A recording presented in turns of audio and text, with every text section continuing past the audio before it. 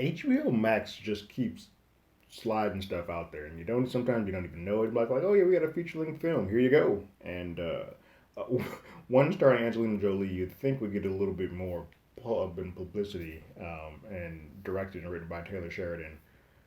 It's right up my wheelhouse, so I had to check this out. I'm giving my thoughts and reaction to Those Who Wish Me Dead right after the jump.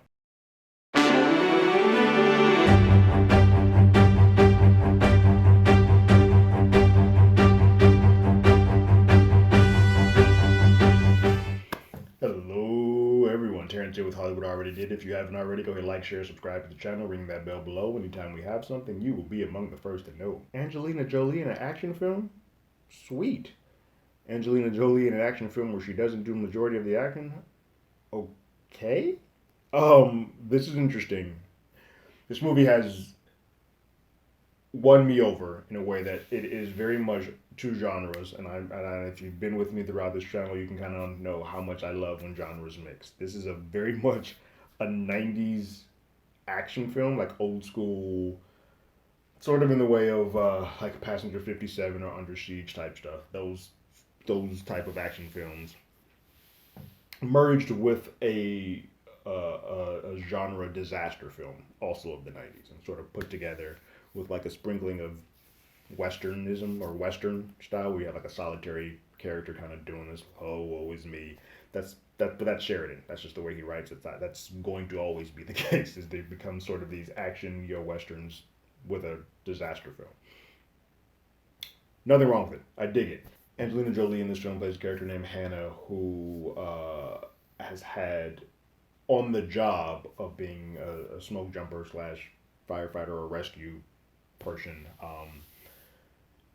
makes a bad call and ends up endangering some folks and having some kids killed, and so that sits on her brain. She feels a psych eval and sort of gets put on the shelf, and she's just having these flashbacks of what she did or how she could have done a better job, and so she's isolated herself. She's sort of put herself in this like, woe is me, the world is burning, literally. While that is happening, meanwhile, there's this whole thing, there's a B story that is sort of intertwined. That is, there is a father who is given some information or done some information that messes up this high organization team, which doesn't seem to matter too much because we never really get to know much about that high organization, although Tyler Perry shows up randomly for reasons. Hey Tyler. So we don't really get to know the hierarchy of what all of that means, and it never really gets finished here either. Although we would imagine that the way that things go, they may get their comeuppance. But you have a story with Aidan Gillen and Nicholas Hoult, who are playing these two heavies who are just basically going around trying to wipe out all the people who have this information that can mess up their their uh, their boss. And so they're using. I mean, there's some heavy hitters, daily killers. They take no remorse. They're trying to knock them all out. And so it's this cat and mouse of them trying to kill that father. When they to tell the beginning part of the film, they do end up uh, getting access and taking out the father. But there's a boy. He has a son, and so it becomes sort of the story where the boy meets up with Hannah, Jolie's character, and they sort of have to work together to get him to safety and get her out of the rut that she's sort of been in. But this is a pretty crazy cast. I mean, John Bernthal is in here as a sheriff who used to, at some point in time, date Hannah. Before we get that in a line, so he cares about her, but he also is married to a woman, and they're about to have a baby. So he's not caring about her because he wants to still rekindle something. He's caring about her because he's genuinely concerned about her well-being and her mental, because she's sort of this recluse. Like, she is putting herself in isolation, but she also is doing a lot of dangerous things that she doesn't really need to do, but she just, I think, needs that adrenaline, that feel to kind of get past the pain that she's in. So you get this cute story with the boy and Hannah trying to figure each other out and go through the paces, and it becomes this wild '90s. It's very much a nostalgic feeling film, and I dug it. I really liked this film. It was good to see Angelina Jolie in sort of a action esque vehicle.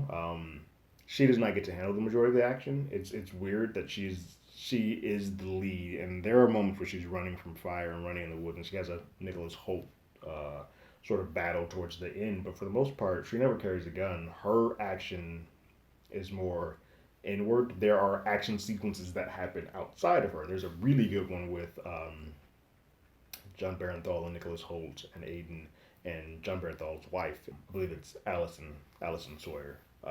And there's a pretty good action sequence there and some payoff.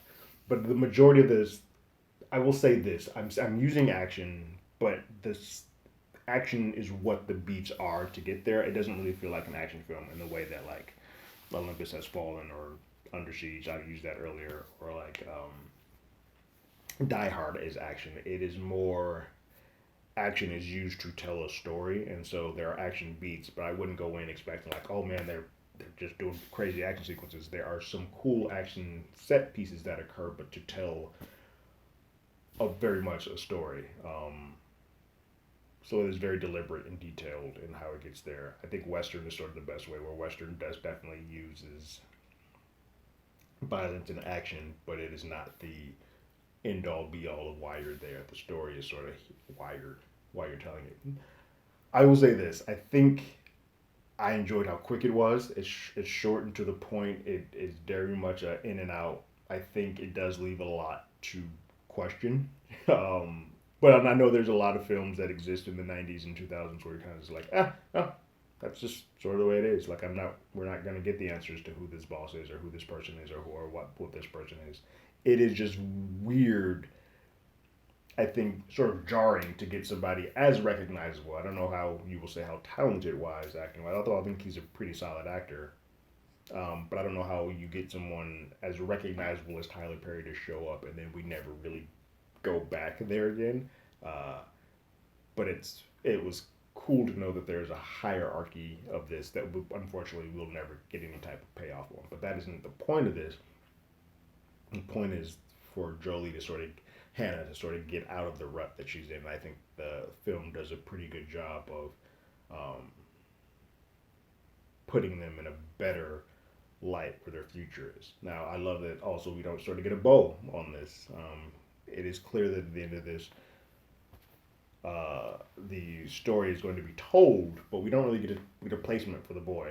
And we don't know what's going to happen of him because everything he knows is sort of gone. There's a lot of death and sadness that occurs in this film, and so I love that. Yes, the movie ends, the story ends, but it is not clean where everybody is, like walking away with the credits roll. I'm like, yeah, you want to go get a burger? Let's go get a burger. That doesn't happen in this. This is very much it feels like a more realistic and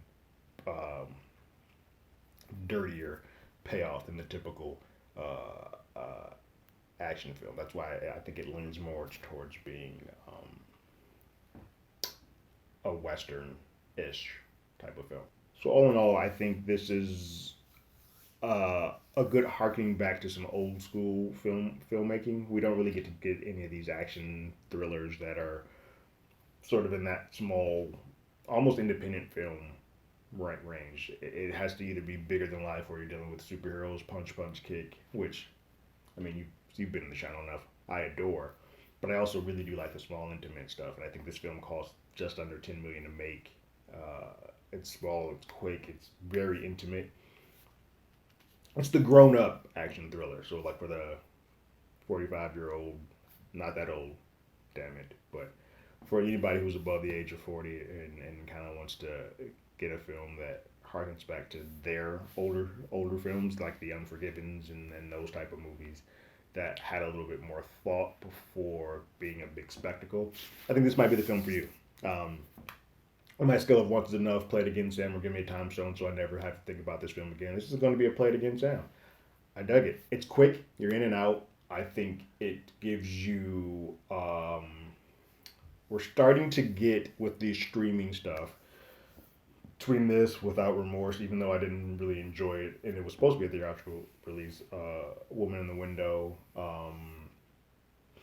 some of these smaller films can get a place to live and breathe without having to feel like, oh, I got a theatrical release and it bombed. And I know HBO Max did this one theatrical in theaters and then at home.